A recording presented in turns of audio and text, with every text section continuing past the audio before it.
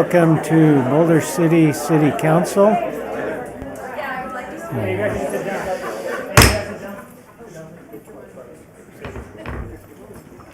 Still works. I'd like to welcome everyone to Boulder City City Council tonight. We've called the meeting to order. Posting and roll call, Madam City Clerk. Thank you. The agenda was posted in accordance with open meeting law. We have all members present. Just to note, Councilmember Walton is joining by telephone. Thank you. We'll have Minister Andre Haynes offer the invocation for a meeting from Daybreak Christian Fellowship. Can all rise for that and the pledge to follow. Heavenly Father, thank you today for life. Thank you for strength in our bodies. Thank you for the privilege and opportunity to be citizens in this great country and this city. Thank you for the leadership and thank you for the residents. Bless them both. Tonight, give them clarity of thought. Give them wisdom. Let them be guided by their good hearts and let them be focused and let them realize what is best now and in the future, bringing them together in love and peace. Thank you for this. Amen. Amen. Thank you. Please join us with the Pledge of Allegiance. I pledge allegiance to the flag of the United States of America and to the republic for which it stands, one nation, under God, indivisible, with liberty and justice for all.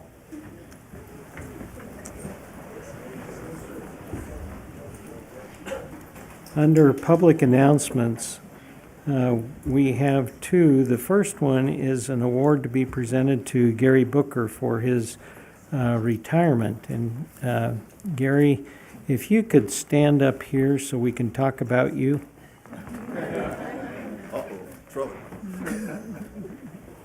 Your mic should be off so you can't retaliate, okay? So Gary Booker has served as city prosecutor for the city of Boulder City for 18 years, beginning in 2005. 2013, he assisted with the city's implementation of our specialty drug court program, Breaking the Cycle Recovery Court, allowing offenders an opportunity to gain back control of their lives through participation in counseling, classes, drug testing, and supervision. Prior to joining Boulder City, Gary spent 16 years with Clark County DA's office. He created and headed the Clark County District Attorney Vehicular Crimes Unit for 9 years, emphasizing misdemeanor DUI, reckless driving, manslaughter, and every other manner of vehicular crime. Gary served in the U.S. Army as captain at Fort Riley, Kansas for 4 years. Gary has been married to his wife Yvonne for over 34 years, bless her heart. Oh, that's not in the script. Has 2 children, son Dylan, who is a high school teacher of science/math, and daughter Nicole, elementary teacher, physical education and special education. He is also the proud grandson of Kermit Roosevelt Booker Sr., namesake to Kermit R. Booker Sr. Elementary School, 1970. Located at 2277 North Martin Luther King Boulevard in Las Vegas, Nevada.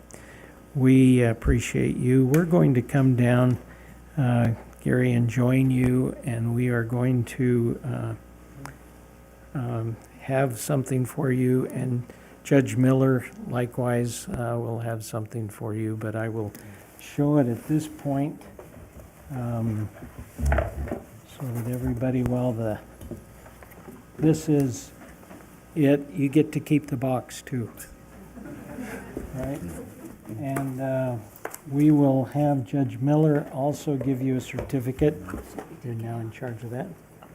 And we are going to come down and we'll have our picture taken with you. Thank you.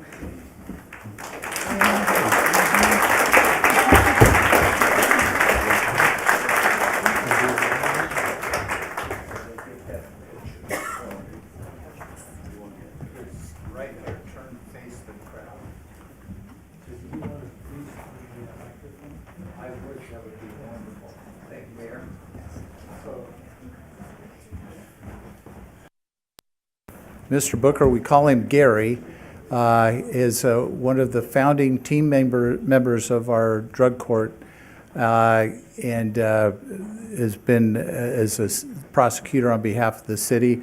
And it's our program. One of the reasons that we have such a great program is because of Mr.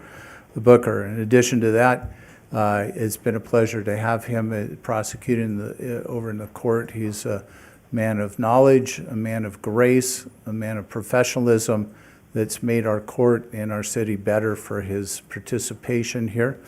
I have a certificate that I'll be presenting that says awarded to Gary Booker in appreciation for 18 years of invaluable service and contributions to Boulder City Municipal Court. Your dedication, hard work, and generosity have been a significant impact, and we're grateful for your support and participation. In addition to the certificate, when anyone graduates from the drug court, they receive a challenge coin, and he's spent enough time in the court that he's considered now a graduate, and so he'll be presented one of our recognition of good service coins as well.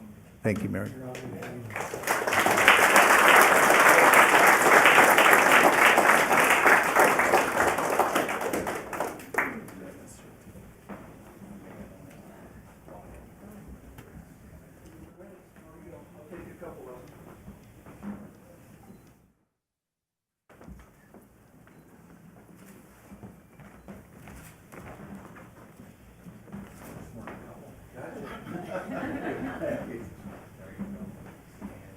Yeah, your hands are full. I just give you. Appreciate it. Appreciate it.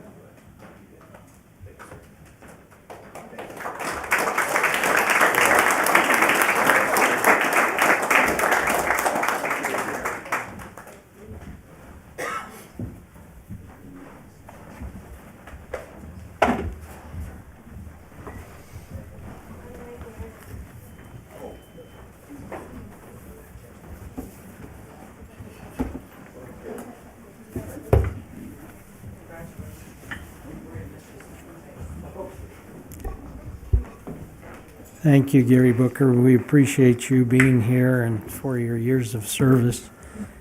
We will now move to our city manager, who will tell us about the GFOA certificate achievement. Good evening, Mr. Mayor and council members. Tonight, I'm pleased to inform you and the public that our finance department has received yet another award. This is the Certificate of Achievement for Excellence in Financial Reporting for the period ending in June 30th of 2022. This is from the Government Finance Officers Association. And this is one of the 3 awards that we won last year to receive the Triple Crown Award, which was the first time we received that as one of 300 local governments in the world that received that designation. So I'd like to call up our newest city department head, Cynthia Sneed. She's our finance director, to talk a little bit more about the award and show you it. Thank you. Ms. Sneed, go ahead.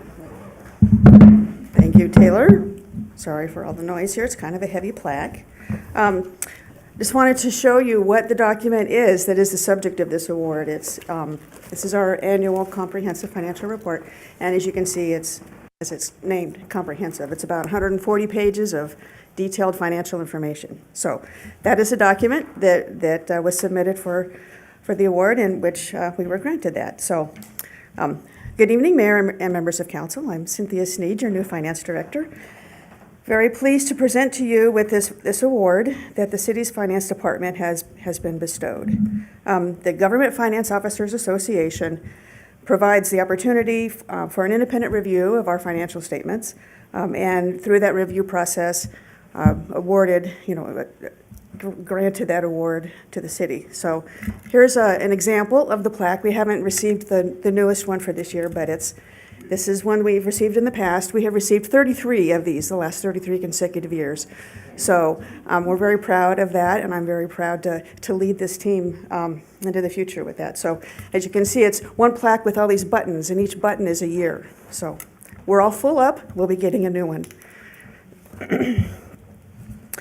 All right, so the city is required to prepare financial statements every year, and at a minimum, these financial statements must comply with generally accepted accounting principles, and they're audited by an independent CPA firm. What this award program does is it encourages governments to go above and beyond that and provide the comprehensive nature of the information. So it's all about transparency and full disclosure of our financial information. This award is the highest form of recognition in governmental accounting and financial report. As the city manager indicated, this is one of 3 documents that we submit. We've got the budget, the popular financial report, and this document. Those are the 3 that designate the Triple Crown. And as he indicated, we're one of only a few, only 2 of, I understand, in the state of Nevada that have that designation. So these awards demonstrate the solid foundation that this finance department has had, and I'm grateful to have the opportunity to lead such a solid team to moving forward. So want to definitely thank the entire finance team. We wouldn't get this without them. It's a reflection of the work that they do every day, all year long, day in and day out. And without their knowledge and commitment, none of this would be possible. So, thank you. Thank you, appreciate it.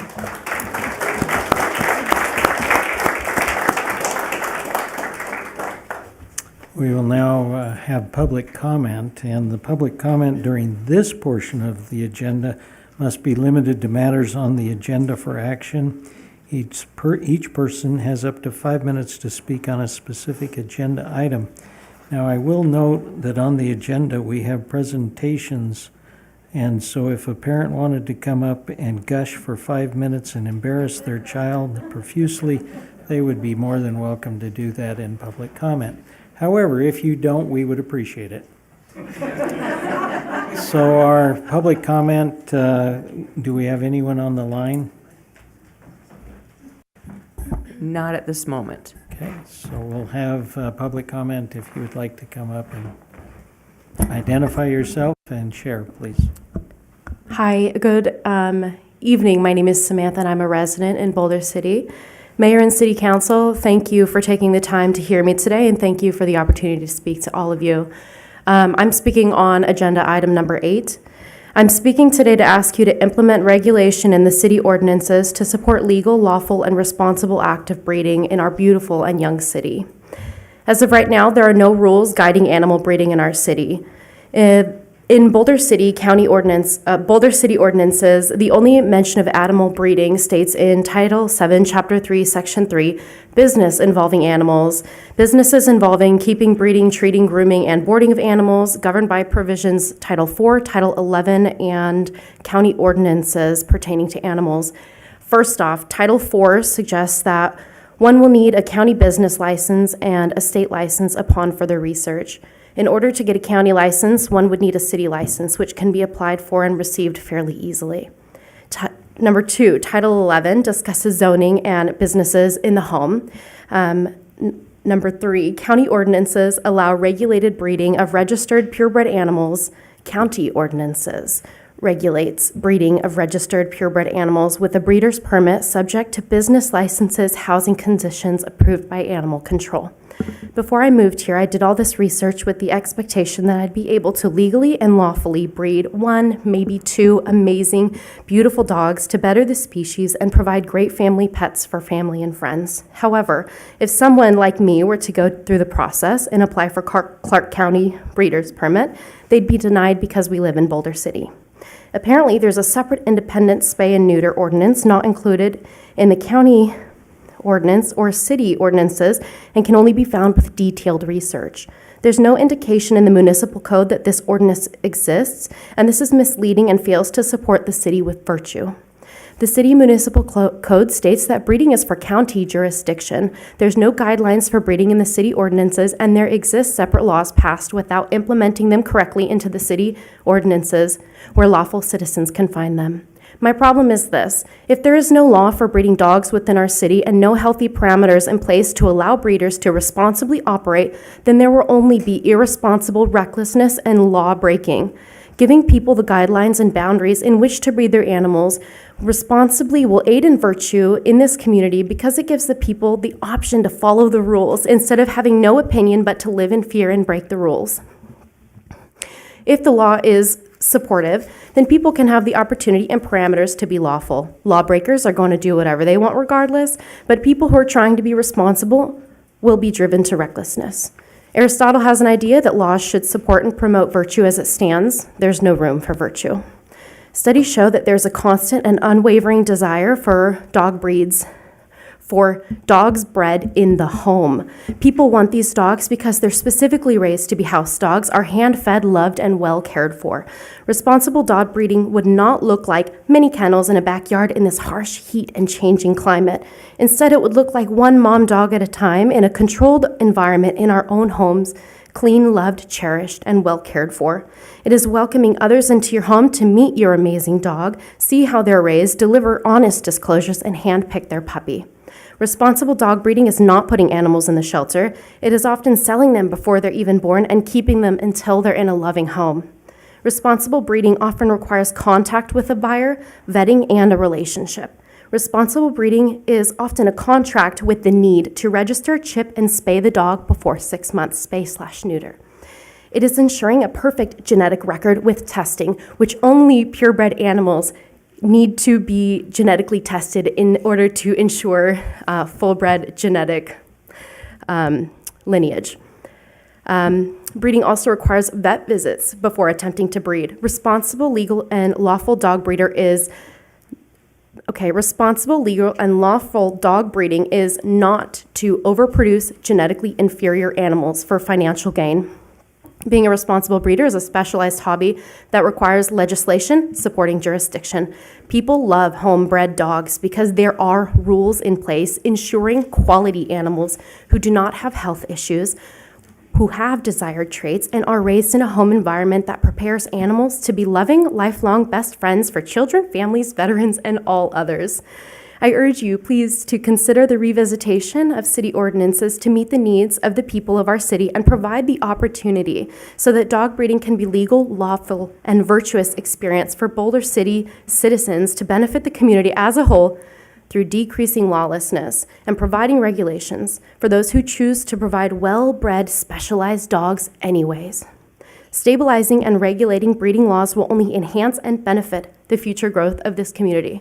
Thank you so much for your time, Mayor and City Council. I appreciate it. Thank you, Samantha. Appreciate you. Samantha, can you state your last name for the record, please? My last name is Jenkins.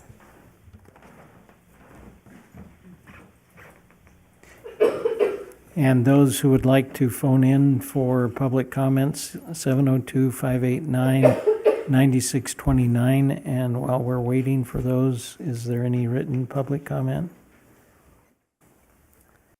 Yes.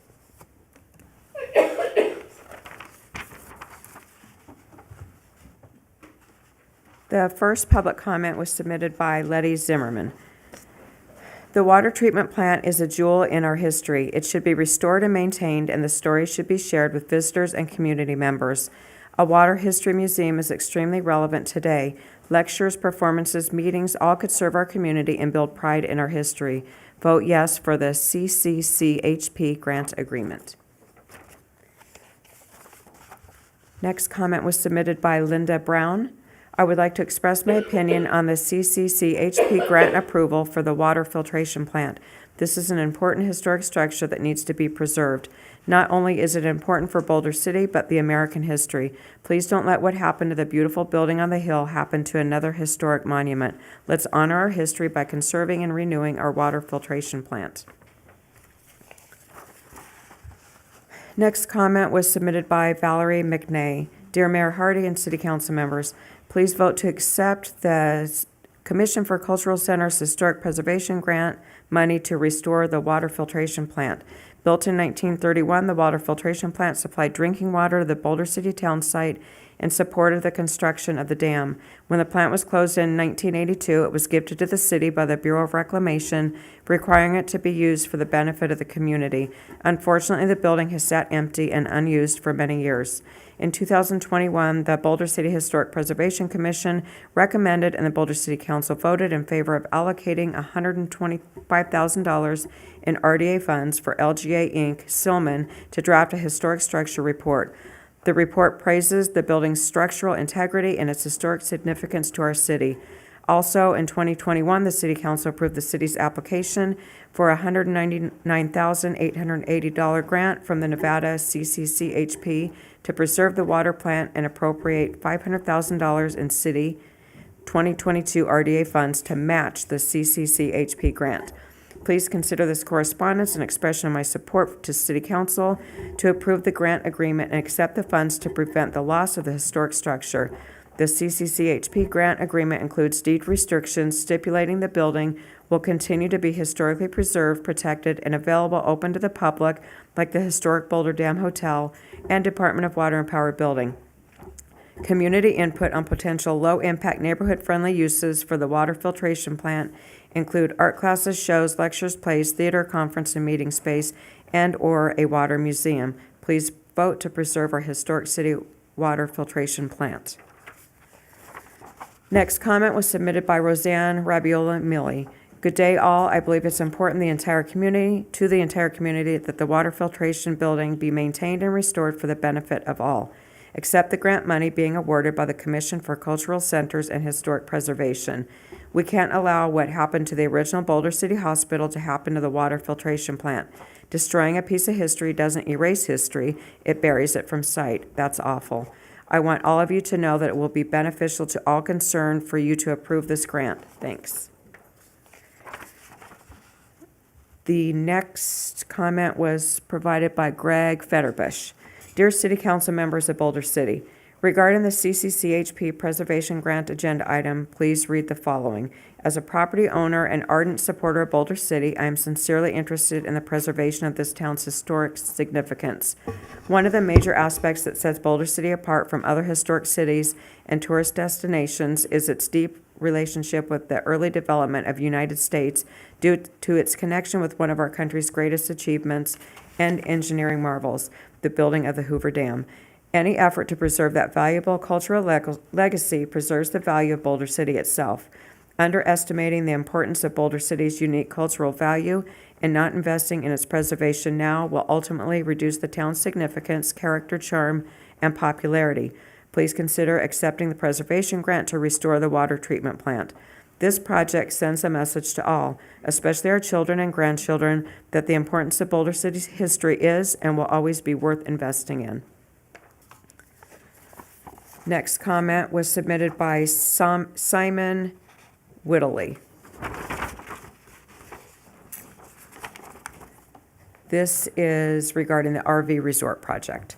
Opinion, oppose. I continue to oppose this project, particularly now that a convention center has been added to the elite RV resort plan.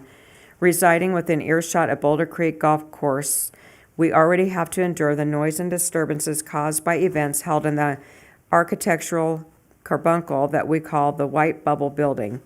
This additional convention center will only add to this intrusion to the residents' peace and quality of life.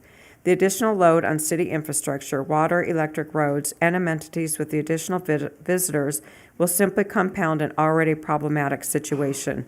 With only one grocery store in the town that seemingly barely copes with the existing population and visitor demand, the congestion will simply worsen. That a developer wishes to invest in Boulder City is commendable, but we must ask ourselves just what exactly will be the benefit to the residents of the city. Bottom line, the cons still far outweigh the pros for this project. Next public comment was submitted by Danny Whittley. Oppose. We are opposed to the development of the RV resort in Boulder City. We believe that the city is diverging from its small-town atmosphere by encouraging this type of venue. Currently, Boulder City does not have the infrastructure to support such an undertaking. The traffic will completely change the dynamics of the city with transient people coming through Boulder City like a turnstile. What will the benefit be to the residents of Boulder City? Will we be required to foot the bill for electric and water costs and changes to road infrastructure? This project is allowing a developer to creep into our open space and destroy our lovely views of the valley. Where will it end? If the citizens allow the development, we will eventually become a suburb of Henderson. I vehemently oppose this type of project. Next public comment was submitted by Carolyn Wagner. Support, I am writing in support of Resolution 7655. I believe the historical significance of the water filtration plant is deserving of rehabilitation and will provide another venue as a public cultural center for Boulder City. Next public comment was submitted by Judith Hoskins. Consent agenda item number 2. We have volunteered for Chautauqua for the past several years and find this organization to be exceptionally positive for Boulder City. It is an honor to volunteer with others who are dedicated, hardworking, and devoted to Boulder City and the integrity of this organization. We recommend approval of Resolution 7652. Regular agenda item number 9. We recommend approval of Resolution 7655, approving agreement to rehabilitate the historic water filtration plant. It is extremely important to the history of Boulder City. And this is actually signed by Judith and Mary Hoskins. Last written public comment submitted by Nicola Collins. Support. Please vote to approve the CCCHP grant agreement that will help restore Boulder City's old water filtration plant. The filtration plant is not only our most beautiful public building, but a crucial part of our history as a town. Thank you for your consideration. And there are still no callers on the line. Thank you, Madam City Clerk. Appreciate that.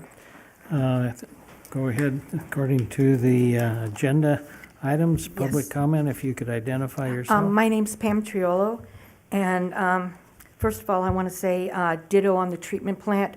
I live on the lakeside, and I go by there at least once a day, and we've lived here 25 years, and I remember I went to all the Christmas tree auctions doing the hotel, and that's become a great asset, and I think the water treatment plant can also be an asset, and we need to keep our history.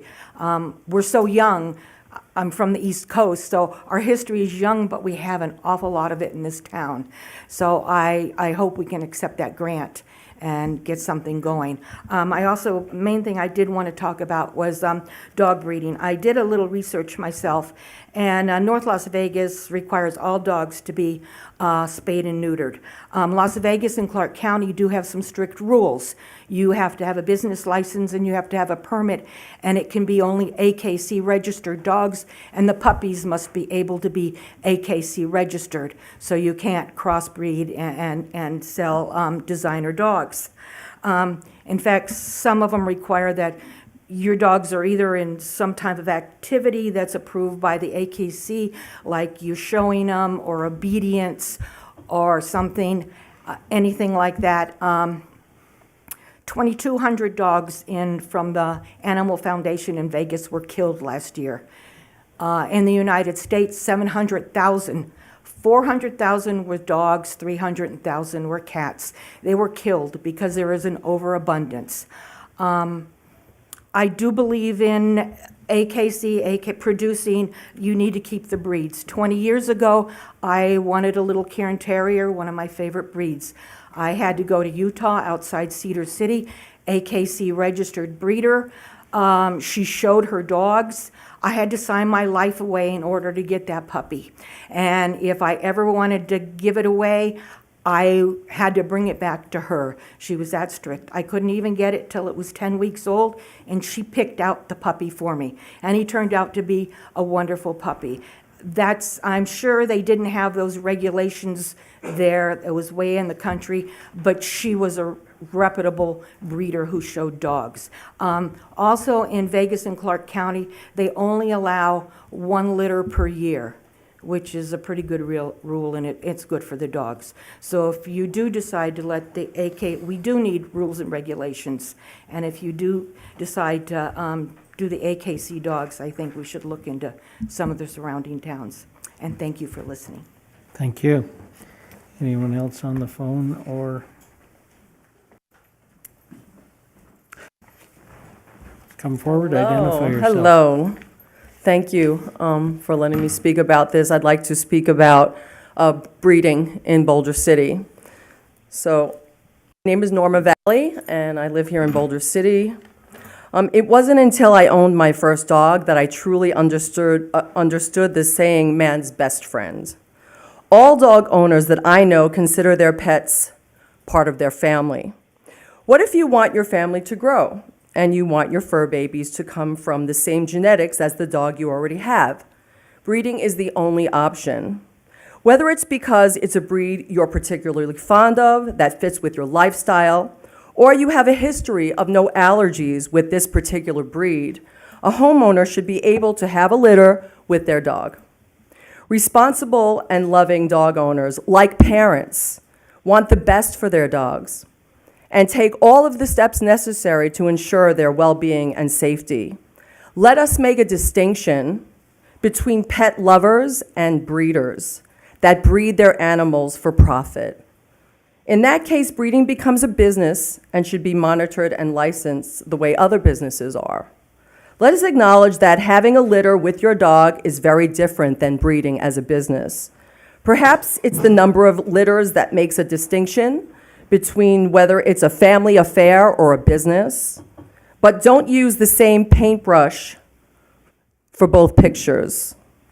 Imagine if it were up to our government to decide whether or not we could have children, or it limited us to just one child like they did in China. Imagine if the reason you weren't allowed to have children was because there were so many unwanted children in foster care or orphanages, which is often the argument for why pets should not be allowed to be bred, but instead only taken from animal shelters. Let responsible and loving pet owners make that decision for themselves and for their family. Thank you. Thank you.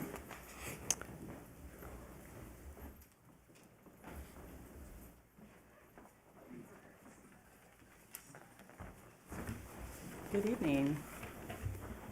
My name is Blair Davenport, and I chair the Boulder City Historic Preservation Commission. Regarding agenda item number 9, resolution number 7655, approving an agreement between the State of Nevada Commission for Cultural Centers and Historic Preservation and the City of Boulder City to receive a $199,880 grant to rehab the historic water filtration plant. I look forward to the council's continued support for and approval of the grant. As has been stated earlier in other comments, the filtration plant was built in 1931 to supply drinking water for Boulder City and to support the construction of Hoover Dam. Even though the plant has been empty and unused for a number of years, it's a city jewel. It's an architectural gem and an important city park resource that represents the important chapter in Boulder City's beginnings and possesses many possibilities for use and enjoyment. In 2021, the Boulder City Historic Preservation Commission recommended and the City Council voted in favor of allocating $125,000 in RDA funds to draft a historic structure report that outlines the condition of and a preservation plan for the building. That report praises the building's structural integrity and its historic significance to our city. Since 2018, the Historic Preservation Commission has actively supported the preservation and use of the building. We always open the building for public tours during Historic Preservation Day in May. We've added a sign that contains historic information and pictures of the building. There's public artwork that we advocated to be used to cover up the broken windows. And we helped support the restoration of the roof that was a zero cost to the city, thanks to a benevolent historic preservation supporter. The grant comes with a covenant that helps preserve and encourage public access of the building into the future. Such covenants are a common condition in historic preservation grants. The LADWP building has a covenant. It's received $165,000 in grant funds. And the Boulder Dam Hotel also has a covenant. It's received over $1 million in historic preservation grant funds over the years. This important historic building deserves the utmost preservation and should continue to be available and used for the benefit of the community. With this grant, the Historic Preservation Commission can continue to work with city staff and city council to seek community input on potential low-impact, neighborhood-friendly uses for the building. Thank you for your time. Thank you.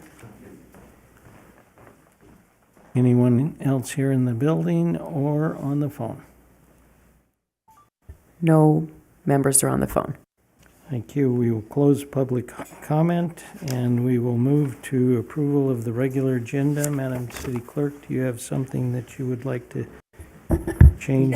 Yes, thank you. At the request of the high school girls volleyball team, they've asked that their item, which is 3B, be removed from this agenda so they can come back at the next meeting when they're all available. Okay, I would accept a motion to approve the regular agenda with that amendment. I move to approve the regular agenda with the amendment of the volleyball team. Seconded. And I'll second that. Moved and seconded. Any discussion? All those in favor, say aye. Aye. Any opposed? Any opposed, say nay. Thank you, unanimous. We will now move to approval of the consent agenda, and I would accept a motion. Move to approve consent agenda. Thank you, Councilwoman Booth. Is there a second? I'll second. Moved and seconded. Any discussion? If not, there will be, all those in favor say aye. Aye. Aye. Aye. Any opposed? Thank you. It's unanimous. We'll now move to the regular agenda. Recognition of the following Boulder City High School teams and individuals winning state 3A NIAA championships, and the overview, and we're going to take a photo op after we make this announcement, but those of you who are with the Boulder City High School boys swim team who won the 3A state championships, please stand up.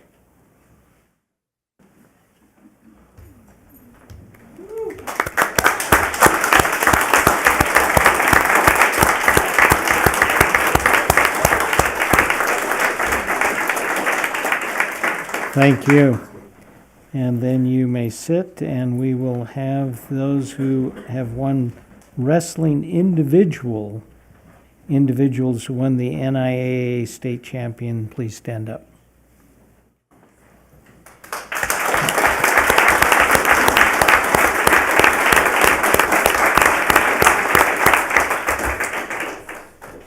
Thank you. And then the Boulder City High School track individuals who won 3A state champions, please stand up.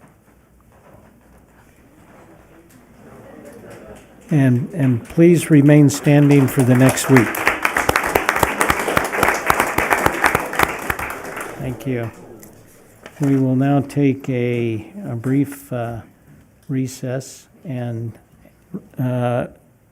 Roger Hall is in charge of where we're going to be outside to take this picture. Right here, on the steps. Oh, the boys volleyball?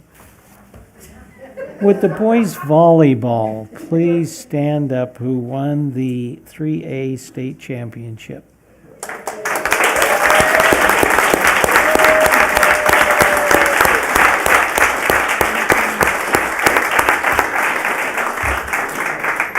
And is there anyone here who was a 3A Coach of the Year? Please stand up.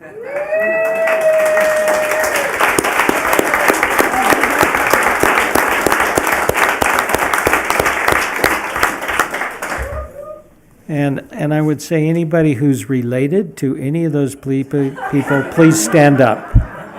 But we're not going to do that. So we will have a brief recess. Those who are in all of those different categories that got to stand up, including the coaches and the Coach of the Year, etc., follow Roger Hall, and we'll go out and get a picture taken.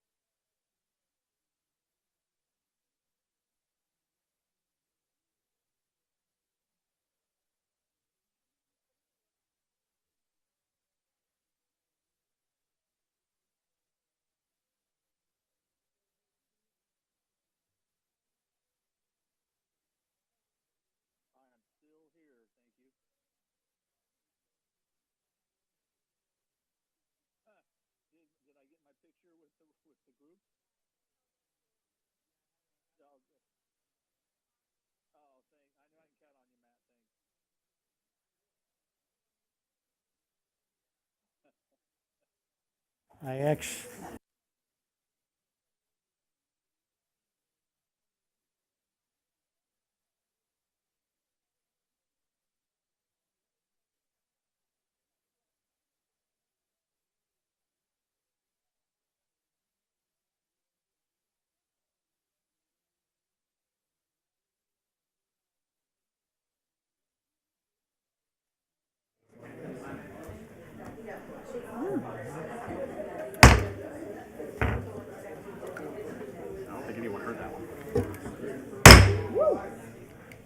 I heard it. okay. Like to come back to order. We'll move to presentation on number 4 on our list, and our presentation by Dr. Deanna Jasklowski, Region 3 Superintendent, giving us an update on Clark County School District Boulder City Municipality Report that she has to do. Yes, I do. Go ahead, please. Good evening, Mayor, members of the council. Deanna Jaskolski, for the record. I proudly serve as the region superintendent for Region 3, which includes Boulder City. So tonight I have the 3 parts for you, the update and compliance with NRS 388G, the celebrations from our school, including our wonderful athletes and coach from Boulder City High School, and then any questions that you may have on the report that's been submitted. So a status update related to the compliance with NRS 388G 500 through 820, aligned with administrative regulations codified in the Nevada Administrative Code and this regulation. The Nevada State Board of Education adopted a regulation that details the state superintendent may provide a notice of noncompliance if a deficiency is found, and there is no outstanding notices of noncompliance. So at Mitchell Elementary School, Mr. Day wanted to share that he had approximately 7 students participating in summer acceleration on a daily basis. They took 2 community field trips to the Boulder City Library for the summer reading program. And last fall, Mitchell was recognized by the Clark County School District as the school with the greatest participation in public summer libraries reading program. And they believe that has a large impact to do with their field trip to the public library to ensure that all students were highly engaged with reading in a public library here. And they also took a local trip to the Boulder Bowl to go bowling. They finished school with their kindergarten promotion ceremony, and then our second grade students participate in their promotion parade, leaving Mitchell, and the 5th graders leaving King, and 8th graders leaving Garrett. For their academics, 83% of Mitchell Elementary School students demonstrated proficiency on the final spring MAP assessment in reading, and that was a 5% increase from the beginning of the year. 53% of the students who demonstrated proficiency also tested above the 70th percentile in the spring MAP assessment. 82% of their students demonstrated proficiency on the final spring MAP assessment in mathematics. That was a 4% increase from the beginning of the school year, and 50% of the students who demonstrated proficiency also tested above the 70th percentile in spring MAP assessment. Mr. Schrock wanted to share at Martha P. King Elementary School that one of the things they are most proud of is their consistent growth in math coming out of the pandemic. This year they saw a 20% gain in overall proficiency in mathematics, closing out the 2023 school year with over 62% proficiency in math. And that's large and due in part of the adoption of the Envision Tier 1 curricular materials, as was adopted from the Clark County School District from the ESSER funds, the $777 million that were provided to us from the federal government. They had 100 students, over 100 students join them for summer acceleration, gave them the opportunity for their STEM initiative, the science, technology, education, and math. They used their newly purchased 3D printers, and each student created a bubble wand with their 3D printer. The second year, they had their promotion ceremony for their 5th grade students, and this year it was very special because they held it in the Boulder City High School gym. And they believed that it was the perfect venue, and I do as well, to hold the ceremony because it allowed the students to see an elementary school and lead to their future success at the high school level. The gym was completely packed with parents and family members celebrating success. And of course, as we know, Ms. Wagner was very supportive of the event, and they also want to thank Mike Pachin, who is a local business leader, for his event with this, his support of the event with Sounds. At Garrett Junior High School, Ms. Tiemont would like to share Summer Acceleration as well, where they focused on math, reading, writing, and that STEM education, participating in robotics and other hands-on experiments, in addition to sports, yoga, and art. They continued to build the relationships and opportunities to connect by going swimming and also going to the Boulder Bowl. And they also hosted a barbecue for the staff, so a great time to be together. And the support professionals, they had one that stated that they were so sad that they were going to be there the next day, but they really enjoyed seeing the students every day and the smile on their face. And a great place to work, and that the students are just a great reflection of what Garrett Junior High School stands for. Next year, we're going to have full-time STEM, as I reported last time, for next school year. At Garrett Junior High. So we have the STEM instructor that's going to be teaching design and modeling to all of our 6th grade students there, and beginning and advanced STEM and robotics classes. They're a part of the VEX Robotics Training and Project Lead the Way, and that's the grant that they received from the governor's office, and they're hoping to receive another $20,000 grant. And to celebrate the end of the year, they honored 120 students for their academic achievement. Multiple award scholarships, and the advanced choir received a superior rating, and the Junior High School Student Council was awarded the Silver Star for the 3rd year in a row for their community service and all the activities and supports. And lastly, but of course not least, with Boulder City High School and Miss Wagner, their class of 2023 were accepted into 26 different colleges and universities, earning over $7.5 million in scholarship money. And that's over 200 scholarships. Graduation, as we know here, is just an incredibly special event, as they were recognized for their many achievements. And Miss Wagner wanted to share that just how beautiful each story and each student that she's had the opportunity to know over the last 4 years and watch them succeed and walk across the stage. And as well as the grad walk for all 4 schools, again, for the community to come together to understand the importance of that end goal in our high school graduation and all be a part of that ending ceremony. And as of June 2023, Boulder City High School has 131 state championships awarded. Thank you. And then any questions that you may have in regards to the report that was submitted? Any questions? On the phone? No. No questions from the phone, thanks, Mayor. Thank you. Any other questions? Go ahead. Is there any thought about doing, I know there's no kids in here, I hope, year-round school to bring the proficiency rate up to a higher level? Thank you for the question. That's what our Summer Acceleration program through our ESSER dollars has been able to support. So as you heard, that they have focused on our academic components. We do have summer school as well for students that would like to move forward with any credits or recover any credits that is needed. That's been something that we've had in place traditionally, for decades. But the Summer Acceleration program is really that opportunity to focus on the individual needs of our students, the individual subject areas, but as well as also the social emotional components also. Thank you. Thank you. Any other questions, Rob? Go ahead. Is that summer acceleration program voluntary, or is it? So it's voluntary for students. We highly encourage students, so we take a look at the data. So each of our 4 schools take a close look at the data and invite students that may need that extra assistance in the summertime, whether it be social emotional or whether it be the academic. Each school in the school district was required to hold a summer acceleration, and that was funded again from the ESSER dollars that were provided to the school district. Because I thought, did I hear you say Mitchell had 7 kids and Martha P. King had 100? Let me get that.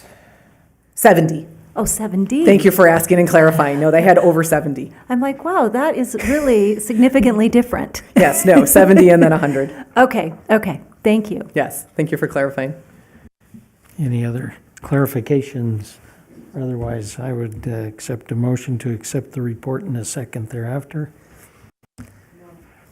Mayor, no motion necessary. Just accepted your report. Oh, I appreciate that, Thank Mayor. you. Thank you very much. Appreciate Have a your- wonderful evening. Thank you for the opportunity.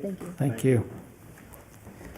So we'll move on to item number 5. I need an introduction of bill number 1960 and waive the reading except for title.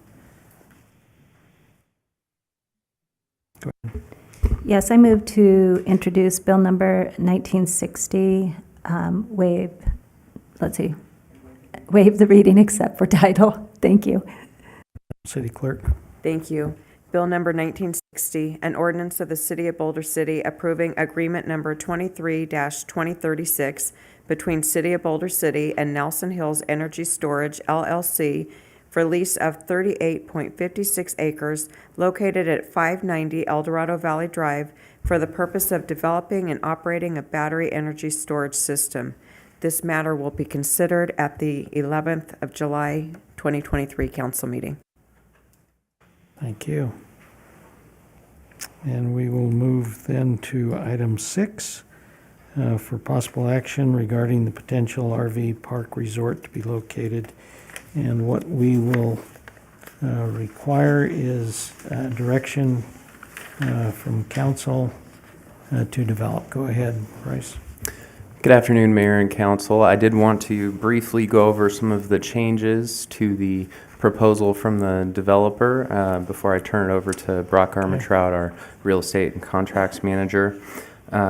So some changes that were made, the setbacks of the development were increased so that there's more space between the RV lots and the golf course. There have also been common areas and dog runs, 3 to be exact, placed in the middle areas of the property to have a place for people to have their dogs and utilize area for open space. They've also incorporated a 300-person convention center featuring a wedding chapel, a car rental area, and catering facility. So I will go ahead and turn it over to Brock to go over the options in front of you this evening. Thank you. Mr. Armentrout. Thank you. Again, Brock Armitrout, your contracts and real estate manager. So the agenda has an A, B, and a C, and you will only need to do 2 of the 3 depending on the direction you would like to take. Item A is a resolution of the City Council authorizing city staff to do direct negotiations with Top Dollar Entertainment LLC, DBA Elite Resorts, under the economic development exception. So we would do direct negotiations for the lease of land with the site. If you choose not to go that route with a direct negotiation with Elite RV, then you would do item B, which would then direct staff to issue an RFP to solicit bids from people to do the type of product and project that Mr. Tedder has described. Regardless if we do A or B, if you do one of those 2, you have to do C, which then authorizes city staff to seek an appraisal of the land in conformance with NRS and city charters so that the city can establish a base minimum lease rate. So it could be used for either the direct negotiations under item A or for the RFP to set a minimum lease rate. Staff is recommending that you do A and C, and the staff recommendation in your packet at the end reflects that. Thank you. I appreciate it. Any questions? I Mr. do Taylor? want to note in your packet, it was inadvertently placed, 2 of the same resolutions were placed in your agenda packet. So in front of you on the dais, you have Resolution 7653, which directs direct negotiations for a lease agreement, and then 7654 authorizes the appraisals. Thank you.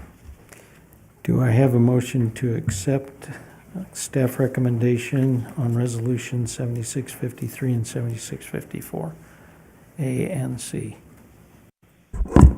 I'll move to accept Resolution 7653 and 7654. Is there a second? I'll second that.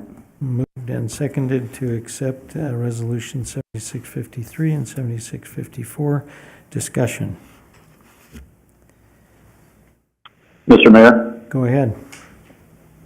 I appreciate the opportunity, and this is a very focused question for action, and so I want to keep my comments within that scope, but I think it's worth noting, this is not an approval of a lease for the proposed luxury RV park. It's strictly discussion about whether or not the economic exemption applies, and therefore if we want to authorize appraisals.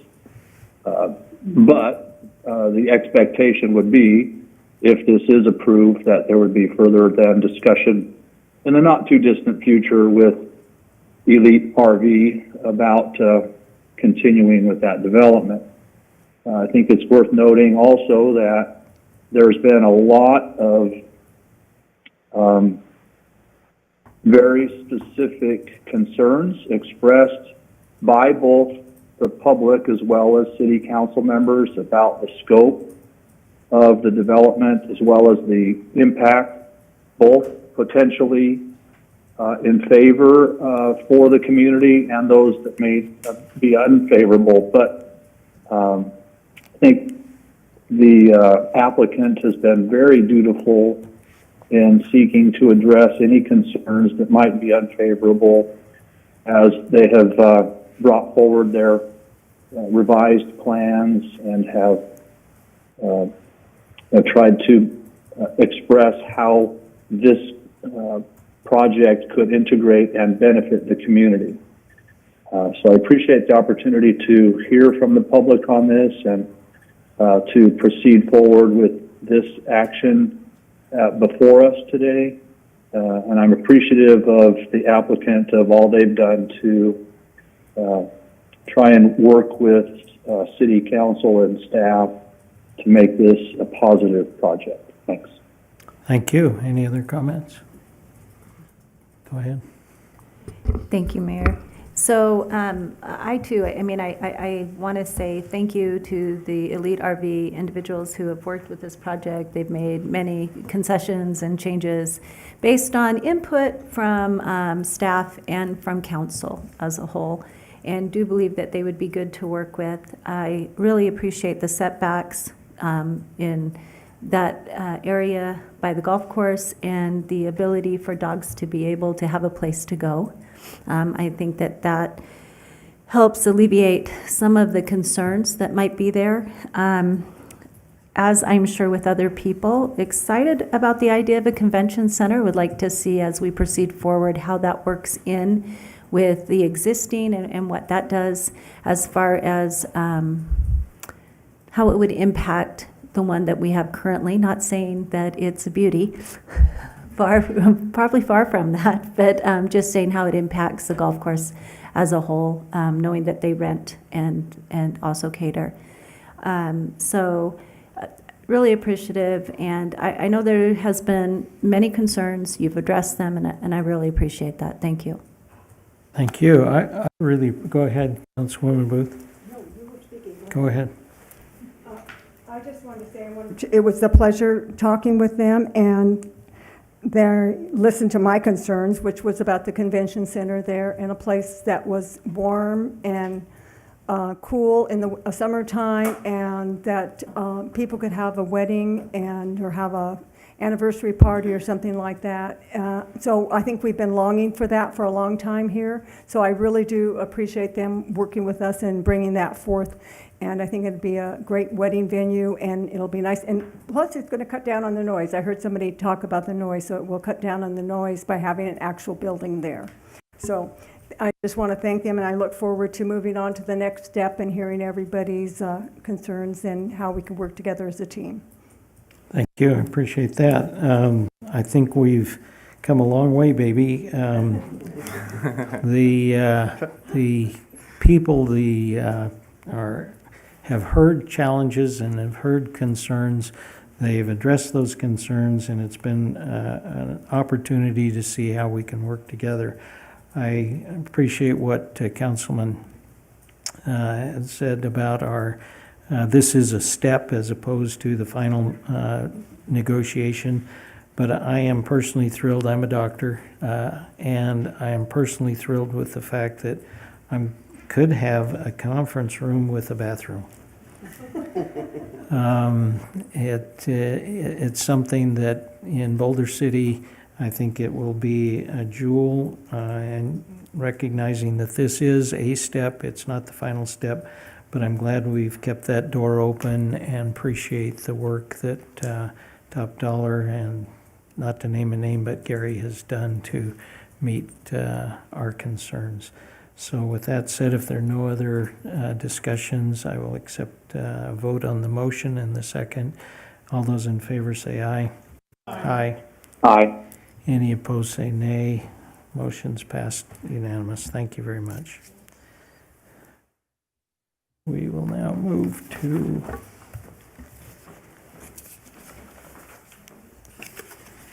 item 7. As I recall,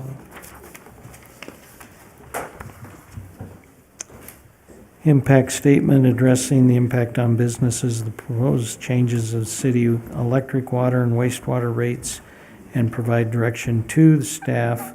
Mr. Stubitz is. Good evening, Mayor and council members. I'm Joe Stubitz, your Utilities Director.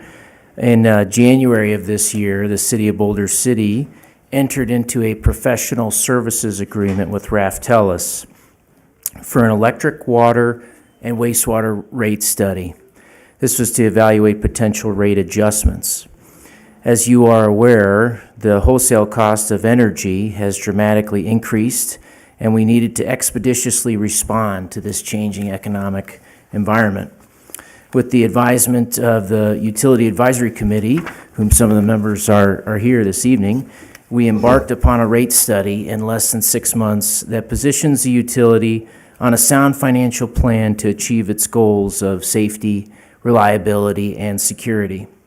In April of this year, the city received a Certificate of Excellence in Reliability from the American Public Power Association. During the joint workshop with City Council and the Utility Advisory Committee on April 26th of this year, Raftellus presented the proposed recommendations resulting from the study.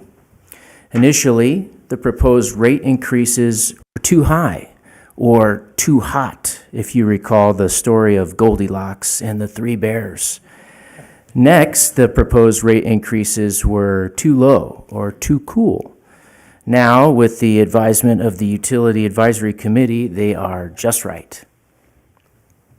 Proposed changes involve unbundling the energy rate or the wholesale cost of energy from the electric rate at 6.24 cents per kilowatt hour, electric charges for revenue increases of 4% per year, and water and wastewater charges for revenue increases of 2.5% per year for 3 years. Per NRS 237.090, City Council is required to consider the business impact statement at a public meeting. Before you are the results of the business impacts solicited by the city via the Las Vegas Review-Journal on May 19th, the Boulder City Review on May 25th, and on the City of Boulder City website. One response was received by a local nonprofit. The Utilities Department is working with the local nonprofit on energy conservation strategies to minimize the impacts to their organization. The next step would be to have a public hearing and vote on the proposed rate resolutions at a future meeting. I will now address any questions or concerns any of you may have and seek direction to move forward with the rate increases and charges. Thank you. Any questions, concerns, or observations? Mr. Mayor, Go ahead. if I can emphasize a point in the packet that is found on page 173 if anybody's interested, but I'll just read it and emphasize it. In the course of the recent utility rate study, we meticulously evaluated the funding needs of the utility to maintain a high-quality service provision for the city. And truly, we have to meet multiple needs here with the rates. And being an enterprise fund, the utilities can only operate off of fees received. But we also, in our strategic plan, have stated that we want to maintain dependable and adequate power supply and other utilities. And so we have to find the right balance. And I appreciate the reference to one of our favorite children's stories, finding the just right spot on this. And I do believe that the Utilities Advisory Committee has done a great job for us. Again, thank them for all the work they've done and staff. And I agree that we've found the sweet spot for where we need to be to meet all of our goals. Thanks. Thank you. Go ahead. I concur with all of that too, and thank the UAC for all that they've done and utilities. Also, I'm thankful that you reached out to the one person that was concerned and that you're helping with strategies that they would need. So thank you. I think that's what's unique about Boulder City is that we can reach out and maybe help with some strategies that would help alleviate their concerns and maybe their costs. So thank you. Absolutely. Any other comments? Kudos. Thank you for everything you've done. And would all of the Utility Commission people who are here stand up and get a round of applause?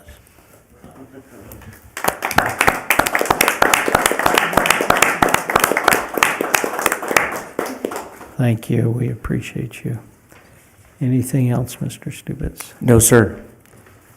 If not, then I would accept a motion to accept the staff recommendation and a second. Councilwoman Jorgensen. I move to approve the business impact statement for the utility. Thank you. I'll second that. Moved and seconded. Any discussion? All those in favor say aye. Aye. Aye. Any opposed say nay. It's unanimous. Thank you. Appreciate it. And we will now move to the number 8, discussion and direction regarding possible changes to the municipal code addressing animal breeding. It's come to our attention that the legislature 2011 had NRS, Nevada Revised Statute, that said municipalities have to have an ordinance. And so with some alacrity, we're getting around to that. And so this is what this is about. So are there comments from our city attorney, please?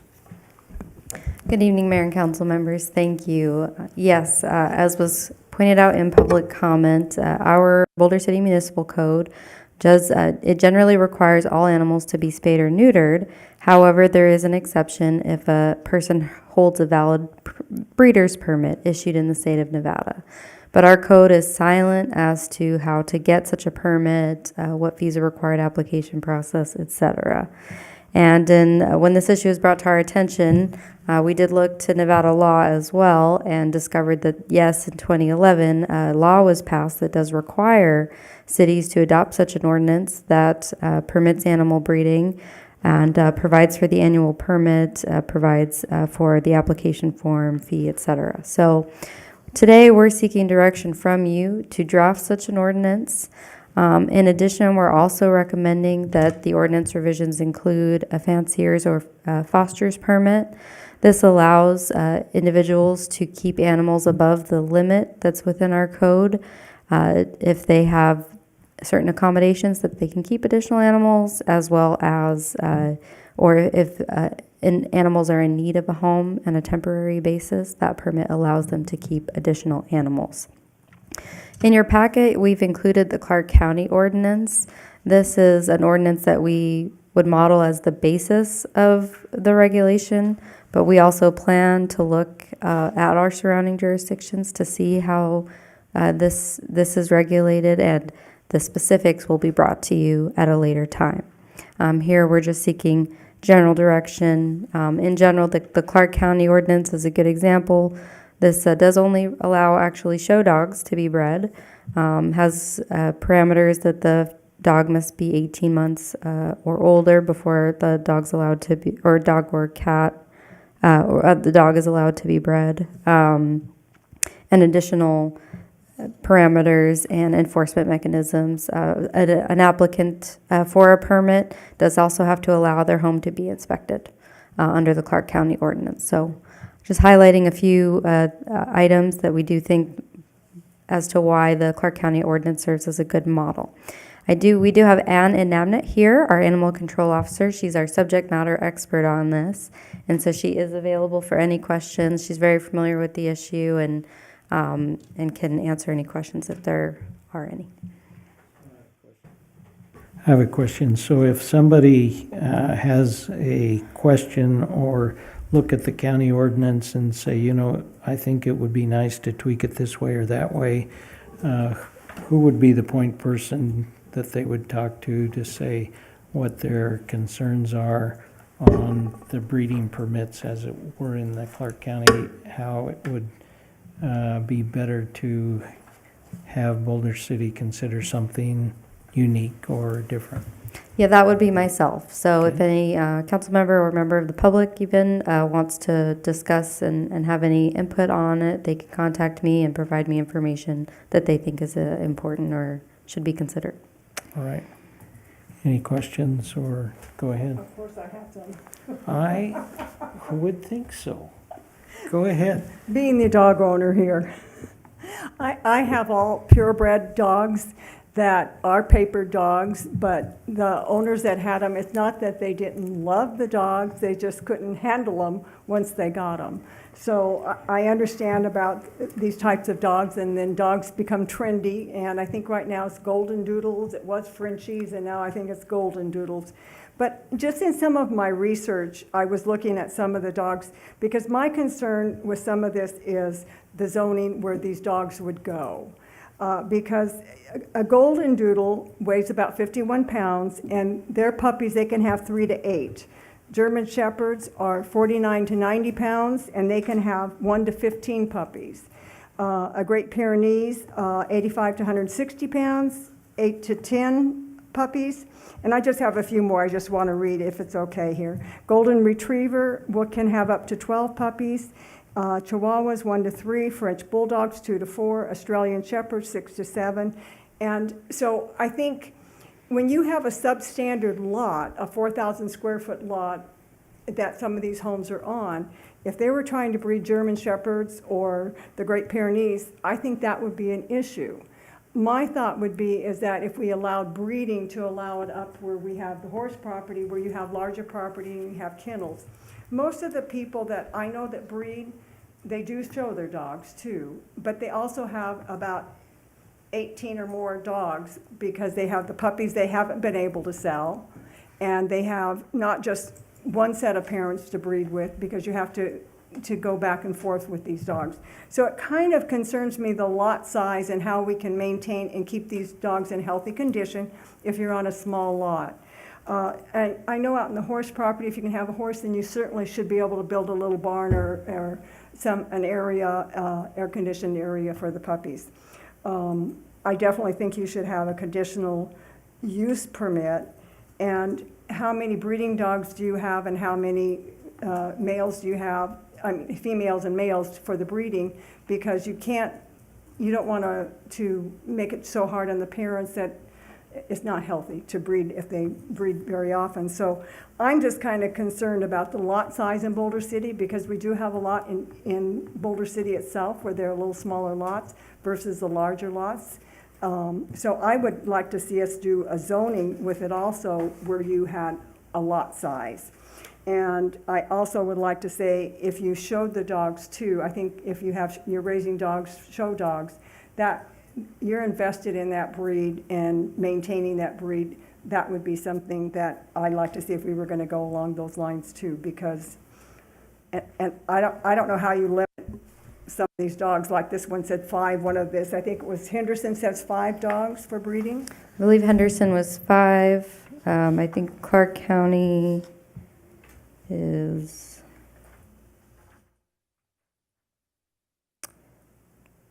8.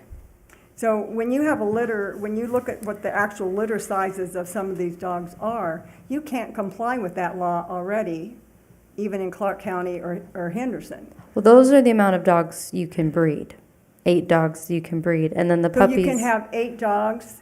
So in Clark County so and you in can have Henderson. 8 breeding dogs. Yeah, So, in Clark County. so if you had 8 Pyrenees that could have 10 pups, I mean, that's an awful lot for, I mean, it seems to me like we need to rein it in, would be my thought on that. I'm done. So I think what Councilwoman Booth is envisioning is a lot of dogs in a little place. And so I don't think the other examples may have addressed it, because Clark County has big places that, you can do things. So I think we have to be sensitive in Boulder City about what you can do. We obviously can't say you're limited to 5 dogs on your property when you have 7 puppies. So that is differentiated, will be differentiated in whatever we do. Yes, it's differentiated in other jurisdictions as well. And Clark County, I don't believe, has any sort of property size limit, but they do require premises inspection. So the premises does have to be fit for the services. And so, and we can look at other jurisdictions and other ways to ensure that the breeding is happening responsibly and that there's room for the animals. Can I ask another question? Go ahead. Can we zone that way, or can we zone it so that it has to be in like the horse property area that's already zoned for animals? I haven't seen it addressed through zoning in the ordinances that I've looked at, but I can certainly look and see if it's addressed that way as well in other jurisdictions and get back to you with that information. Mm-hmm.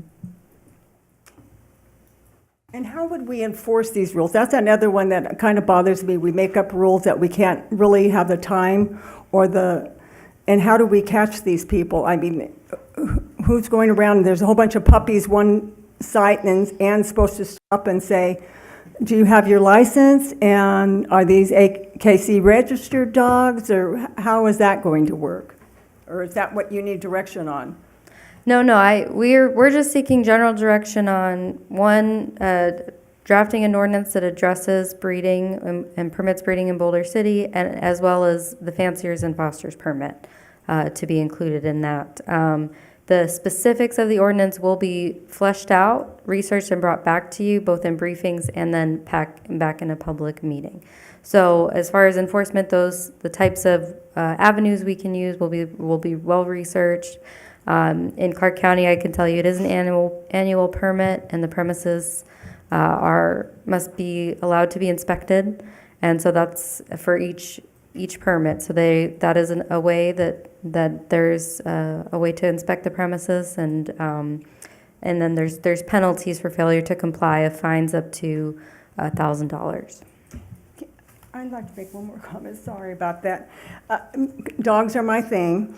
Okay, so if you're having like these Great Pyrenees, that you could have 10 pups weighing almost 200 pounds, those dogs go from around $2,000 each. So what good is it going to do to penalize somebody when you're making a lot of money on these dogs? So, and same with like the Golden Doodles, those go from $2,000 to $4,000. So if you can have 8 Golden Doodles and you just had to pay a small fine, I'd keep breeding 8 dogs all the time and pay the fine. So that's my concern with this dog. And because it breaks my heart to see so many dogs put down every year. And that includes dogs that have papers, because there's no home for those dogs.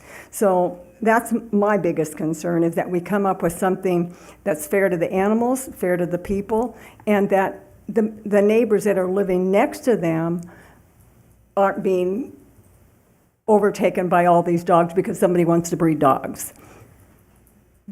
Because they do bark, let me tell you. My Miss Lola's a barker. Sorry. Thank you. So with the inspection process, do we have any idea of what that looks like? And is there an initial inspection process that occurs to make sure that it is a premises that is appropriate? I'm going to invite Ann up to speak to that. I think there's current processes in Great. place. Thank you. Hi, Anna Nabnett, here to answer all your questions, hopefully. There is an inspection process when a person submits an application, and then there is a process where homes can be inspected without notice. They have to agree to that. Could they be denied based on not having enough space available? Well, that's one of the things we're gonna have to look at. I mean, there's a big difference between having a litter of Great Danes in an 8,000 square foot house or a litter of Great Danes in an 800 square foot cottage. Big difference. So that could be included in part of the process? Mhm. That's one of the things that the city attorney and I have been speaking about. Okay. Do you have any more questions for me?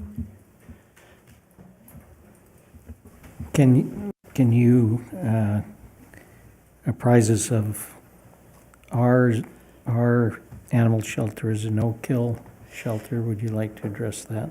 Well, just about everyone is using the term no-kill these days. All that really means is less than 10% of the animals that come through your facility are euthanized. That's really all that means.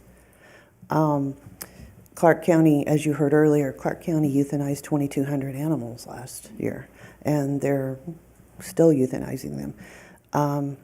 The Animal Foundation right now has put in place an 8-week wait to surrender your animal. So if you find out you're losing your job and you have to take another job in another city, you got to leave right away. You have to wait 8 weeks to get an appointment with the Animal Foundation to surrender your pet.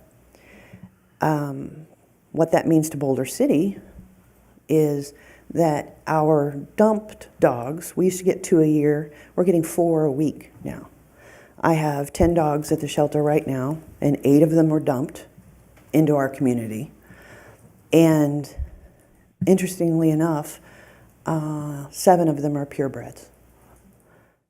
So, I really have you really need to pay attention to what we're doing in Boulder City and what we're encouraging.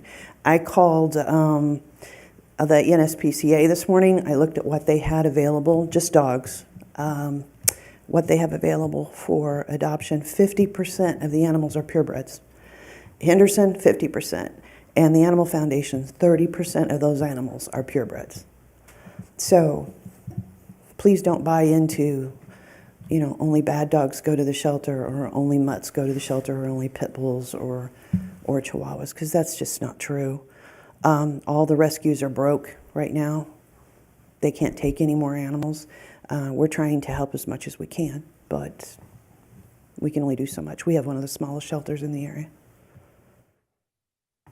So you'll be hopefully involved with the processing of this ordinance, that whatever it is that we end up, will have your fingerprints on it. I hope so. One thing to remember, our shelter is an open admission shelter. If someone does breed, whether they have a license or to breed or not, if something happens, say the mother dog dies and they end up with 10 puppies that need bottle fed, and that's happened, you've seen me do it, they'll bring the animals to our shelter, and we must take them and we must care for them. So it becomes a burden. And I do realize people have the best of intentions, but in my world I deal with nothing but reality. And the reality is too many dogs, too many cats. We cannot adopt our way out of this mess. The only answer is spay and neuter and limiting who breeds what. We have to be very careful. Thank you. Appreciate it.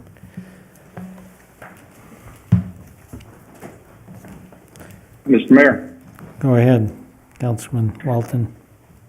Thank you. Since the item before us is to discuss and provide direction, I'll try and add my comments accordingly. First of all, there are a lot of good-hearted folks that are fostering and adopting dogs out of animal shelters, and I think that's great. And I'd like to express or at least my appreciation to those folks who are willing to do that. And I know that our animal control staff work diligently in every way they can in all the animal control aspects that we have in our city. So thanks to Ann and all her staff. I appreciate the things that have been said, so I'll maybe summarize a little bit and add my take on it, and then we can go from there. But I agree. I'd like to see some lot size limitations, either based on the number of animals and or the breed. I think that's a great idea for staff to consider as they proceed with some recommendations back to us.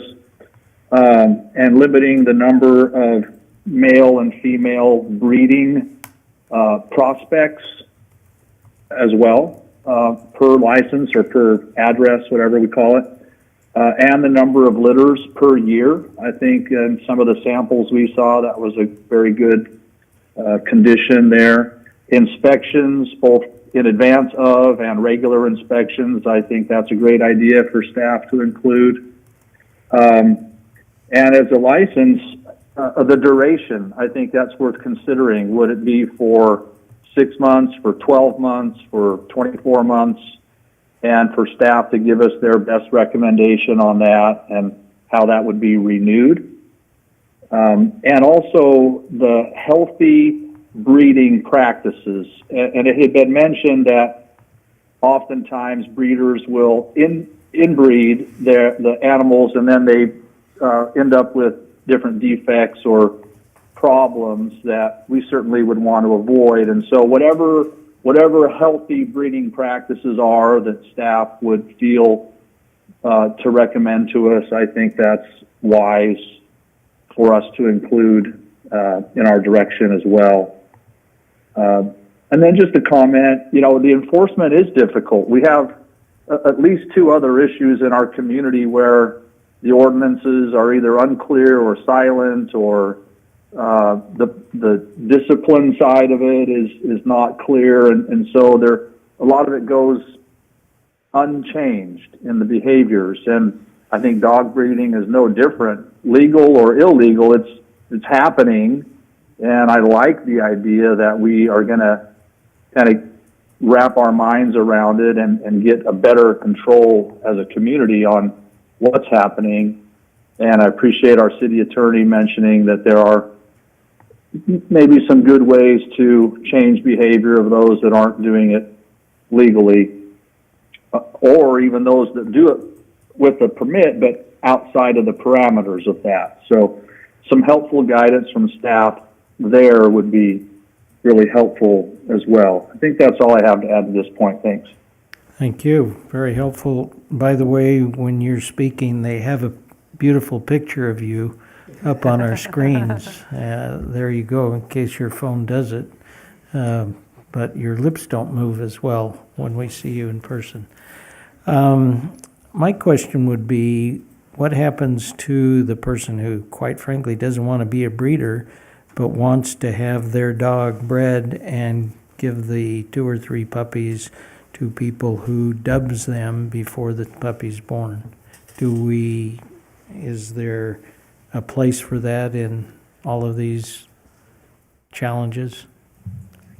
I believe that in order to breed at all, you do need a breeder's permit. In general, the dogs or cats are required to be spayed or neutered. So, but the breeder's permit, the fee is actually limited by NRS, and that's NRS 574.353. It has to be, cannot exceed the approximate cost of providing the services associated with issuing the permits. So they tend to be a reasonable permit fee. I do think that would be covered. They tend to, at least other jurisdictions when they regulate it, do tend to require the breeder's permit even for a small litter for her personal breeding.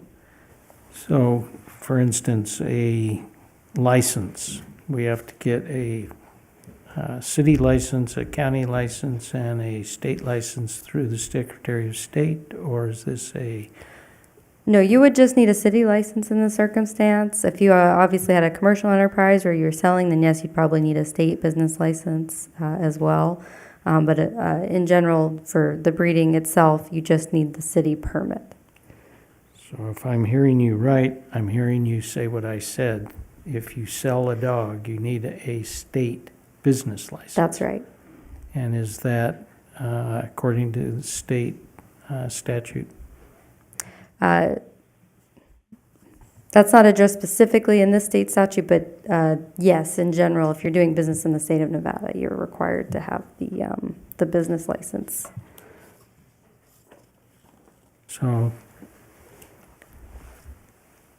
okay, I think we've got a lot of things. Anyone else want to add to the list of things that they want to have considered? Go ahead.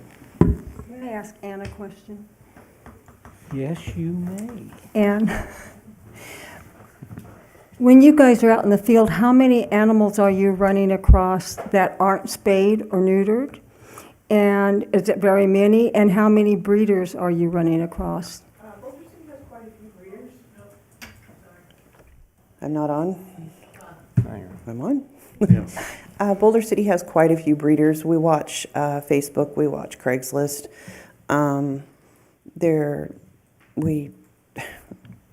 It's kind of out of control at the moment. Frenchie's being sold for $5,000 a piece.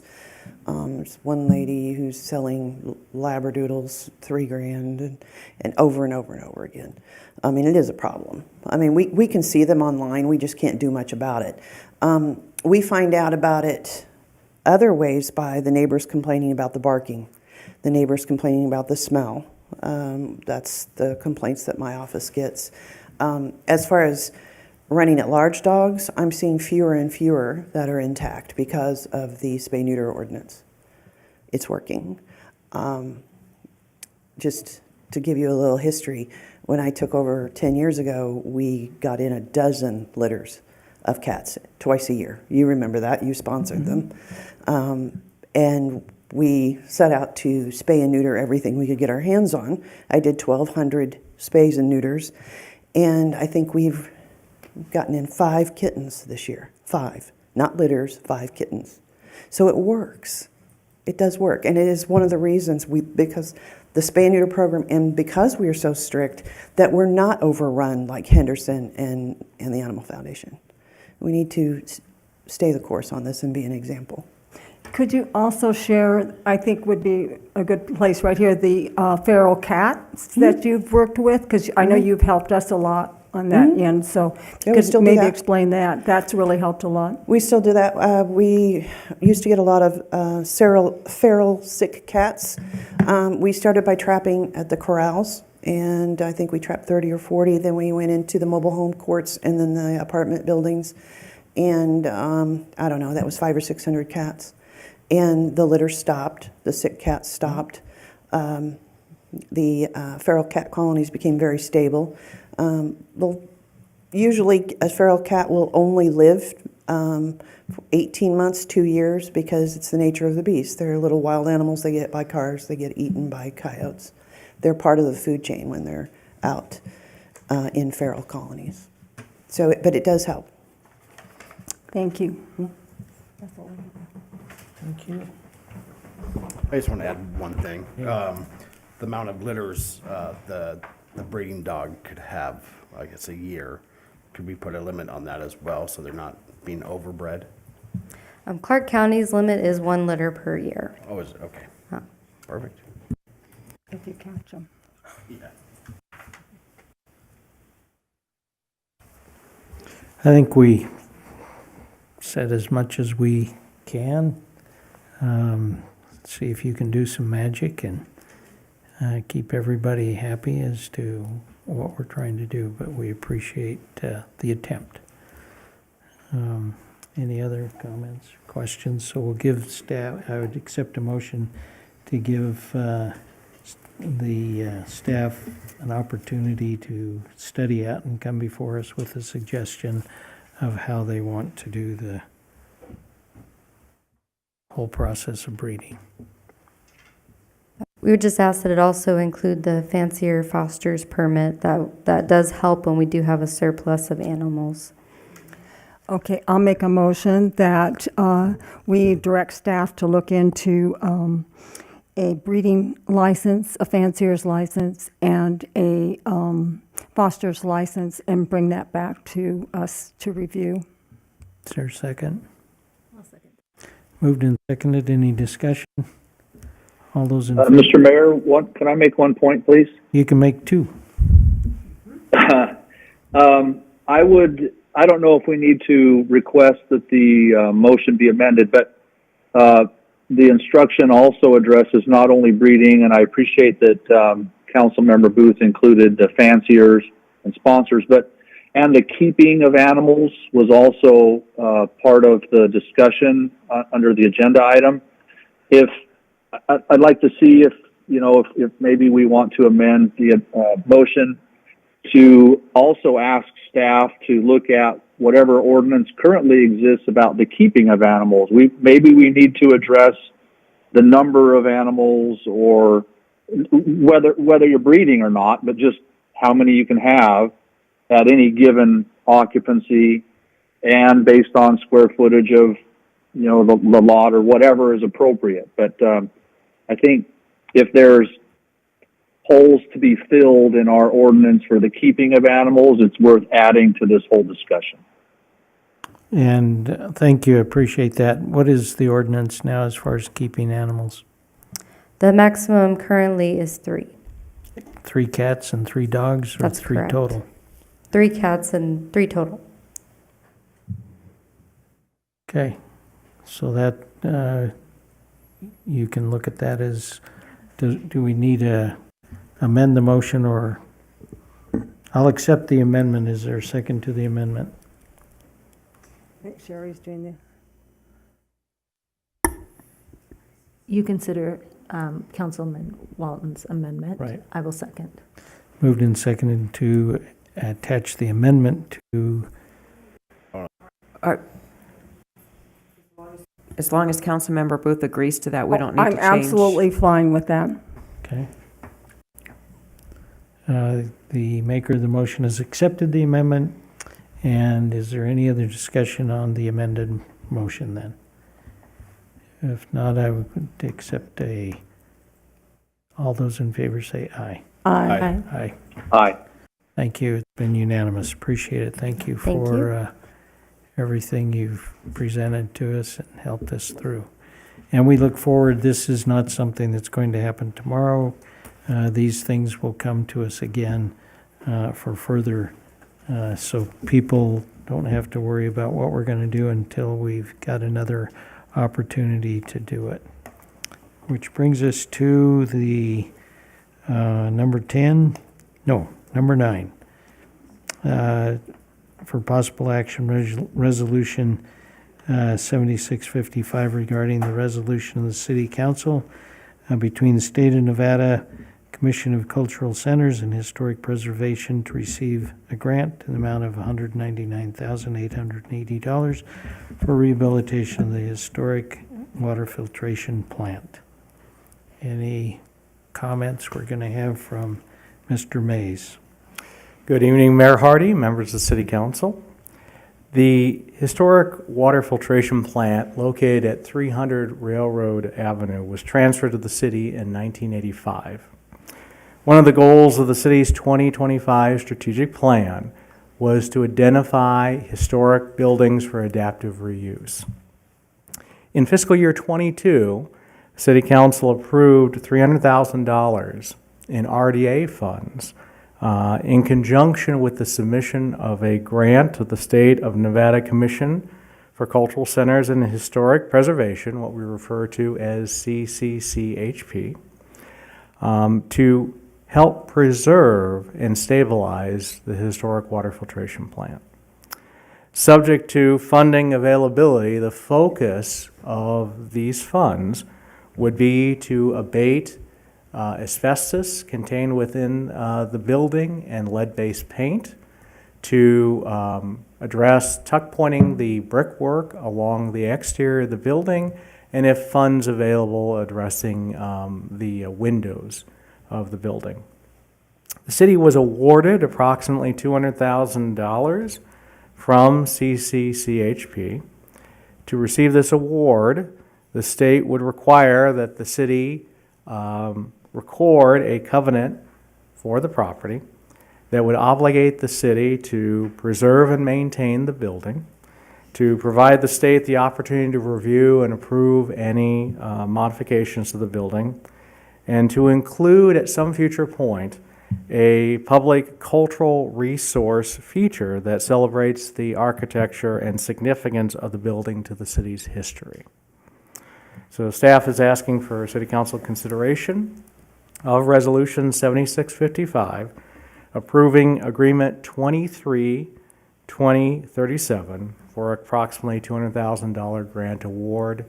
And with that, I can answer any questions. Thank you. Any questions? Mr. Mayor? Go ahead, Mr. Walton. Mr. Mays, thank you. On bullet point 3, under the summary of the agreement conditions, the city agrees to preserve the building and identify an adaptive reuse that includes use of the facility as a public cultural center. Do we have any ideas or any vision at this point, either from community development or the Historic Preservation Commission, on what that might be, or the timing of that, or how to proceed in that direction?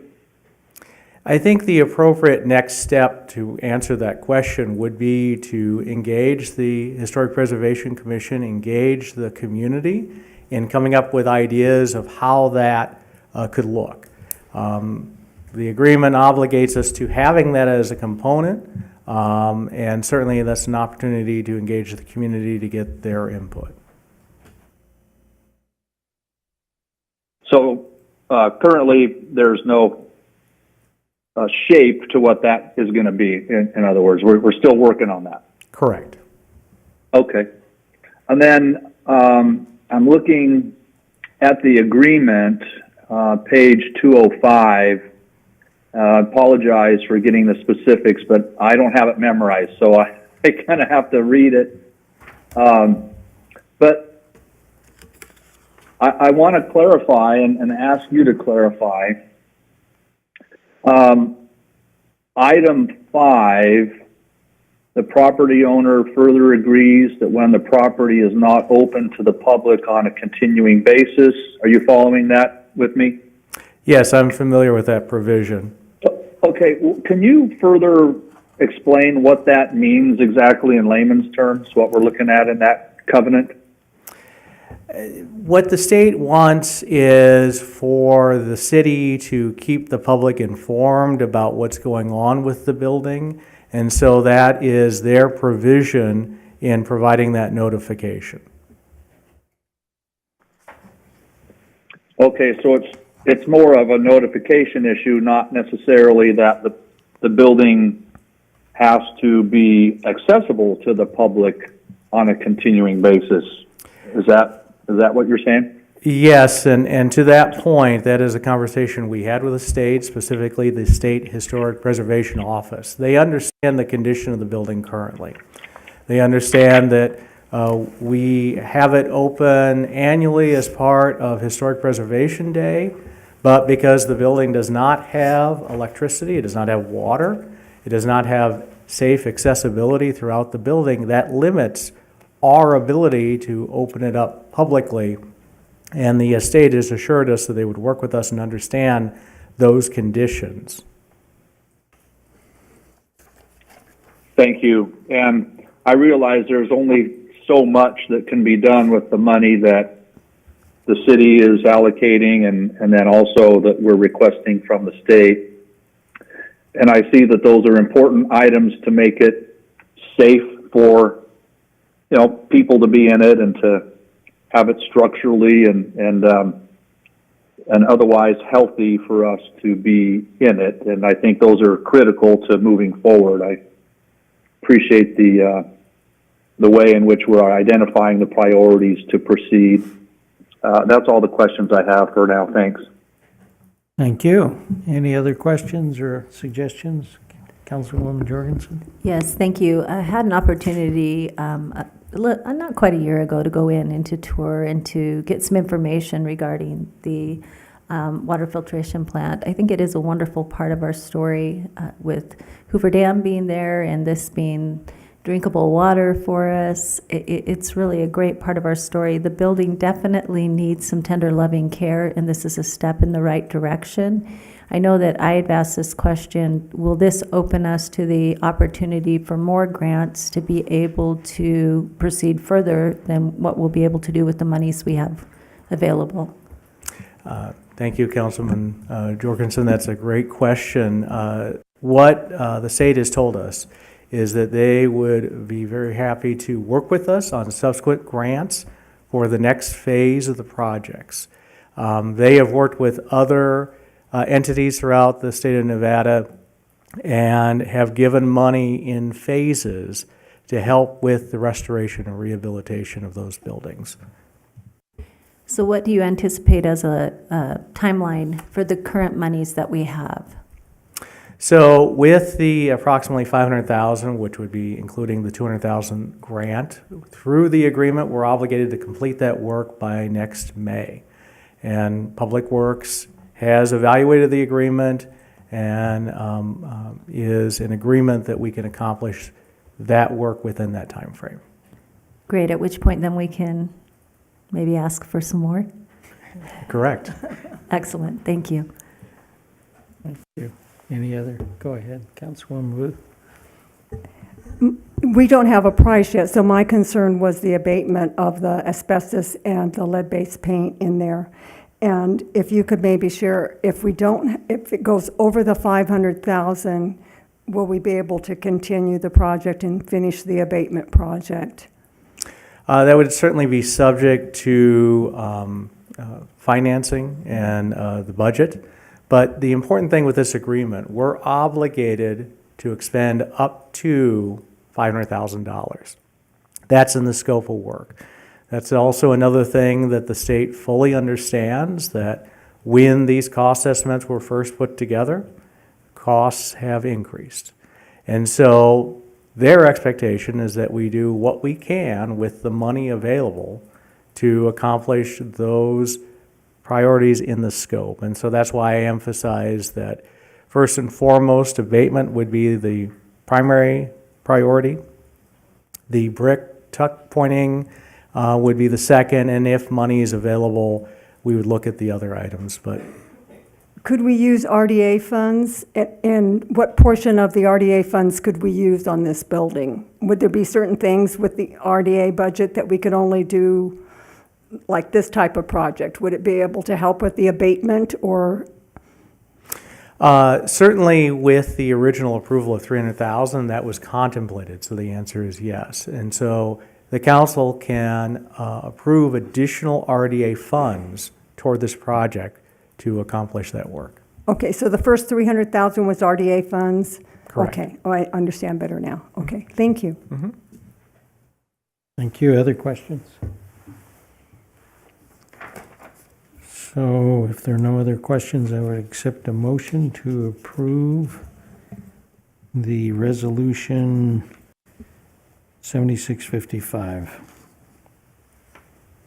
I'll move to approve resolution number 7655, accepting the grant for the water filtration plant.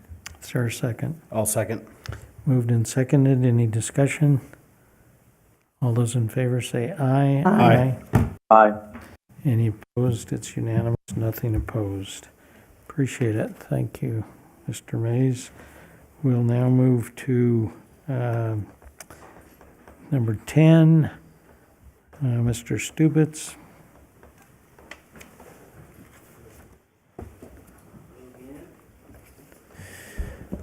Hello again.